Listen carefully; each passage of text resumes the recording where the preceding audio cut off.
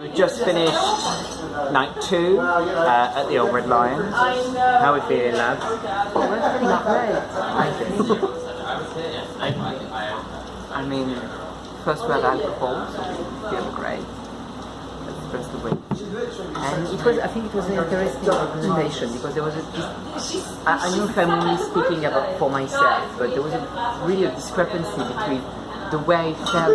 I felt much better than the first performance, but the way what I was doing was received, I thought was in a much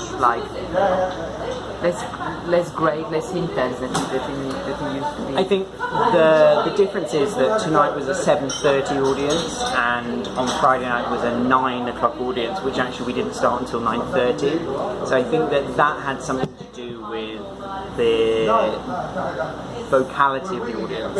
I think that on Friday they were much more vocal, whereas tonight they were maybe slightly more subdued. Yeah. But I don't think that means that they enjoyed it any less. No, because we had very good feedback. Something that I took from tonight is that the first night seemed to be very smooth sailing and everything was sort of like went that wrong. No. But tonight was a bit slightly more rocky at times. We had some tech issues. And sort of realised that even if that does happen, we can sort of steer it in the right direction again. And it doesn't sort of, in the clowning sense, like failure is just an opportunity. So it reminds me very much of something that Taylor Mack says, which is that if it fails, then just feel the failure.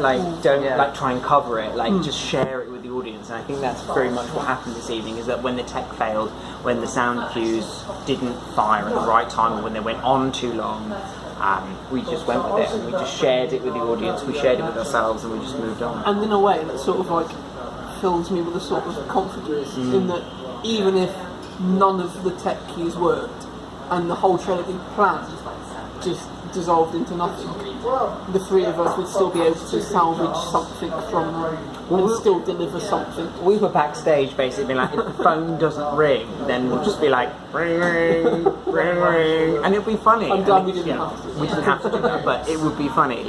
There's those contingencies laid out. Having said that, though, the people that we've had doing our tech have been amazing. Oh yeah, really good job.